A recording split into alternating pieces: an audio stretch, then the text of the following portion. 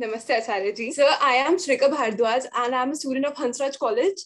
Sir, I wanted to ask you that nowadays that we see children and parents have different thoughts. And these contrary thoughts often lead to unwanted debating and chaos in the family. So how can we come to a peace and on the same grounds that we both can agree to each other and can hurt less? No, you don't need to agree to something or someone, nor is it important for somebody else to agree to you. Debate is essentially something very good. It's just that when you discuss or debate or argue, the motive should be truth. You must be aiming to gain clarity. The motive should not be self-preservation or domination, right? Even this that you are having here is a process of discussion. I understand the entire proceeding is dominated by one person, this speaker here, who is doing 80-90% of the speaking, but still the interaction is two-way. And the intention, I assure you, is not at all to foist my views on you. Even in my early days, I used to talk a lot, discuss a lot, and the intention was to know. If kids and parents are discussing and debating, I take that as auspicious. We do not want an environment where both sides stick to their own guns and they are not prepared to talk to each other because discussions lead to rancor, or a situation in which the parents or teachers act as authorities and kids are not supposed to talk back to them. No, that kind of a thing is essentially unhealthy. Parents should not only be open to having their kids argue against them, but actually encourage argument. The only thing and the central thing is, neither the parent nor the kid should be arguing from a position of vengeance or ill feeling, or self-preservation or domination, which is often the case. So it is not the debate that is the problem. It is the intention of the debate that is the problem. Great books have emerged from great debates.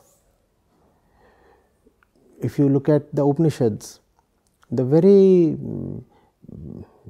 method is of discussion.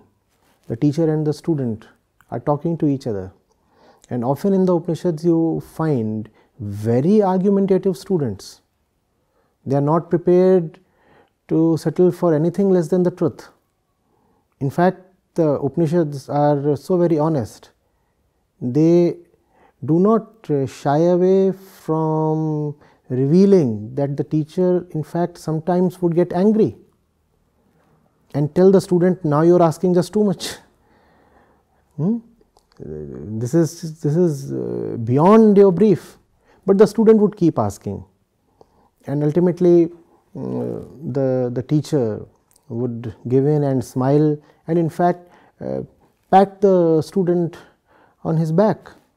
You look at the dialogue between Yam and Nachiketa, for example, or you look at the dialogue between Yagyavalkya and his wife, and be it Nachiketa or Gargi or Maitreyi or many other very,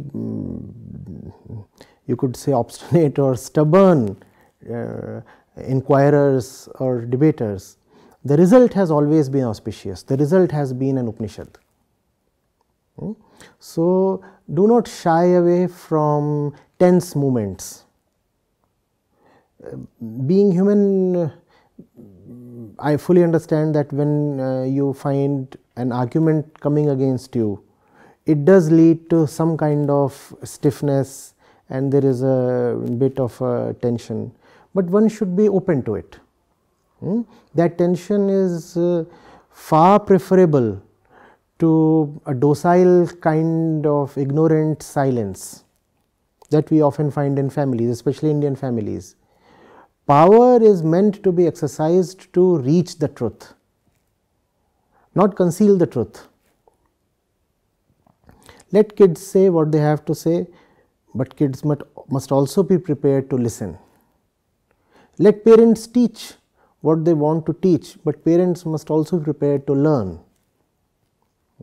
So, both the sides must have this position, and the ego must know that nobody knows it all, be it the parents or the kids, and that there is great joy in learning. Learning itself is joy. So, whenever an opportunity presents itself, an opportunity to learn, one should grab it with both hands. Even if it means that one has to learn from someone 20 years his junior, why not? One should learn, and given the joy it brings, one should say, thanks, I am grateful you presented this opportunity to me. Irrespective of where knowledge and realization come from, they are welcome. And no harm if that realization comes from one's own kids, right? So, do debate and discuss, and be very, very sharp inquirer. In fact, I say ruthless inquirer. Even if a little bit of doubt is there, do not suppress it, keep asking, keep asking. Either the doubt would be removed, or it would become clear that there is a lot of exploration still to be done.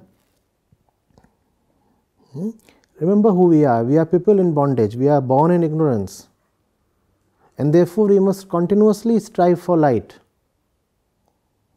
right? Debate is a way to come to know of one's areas of ignorance, one's bondages. Once you come to know of them, there is a possibility of going beyond them.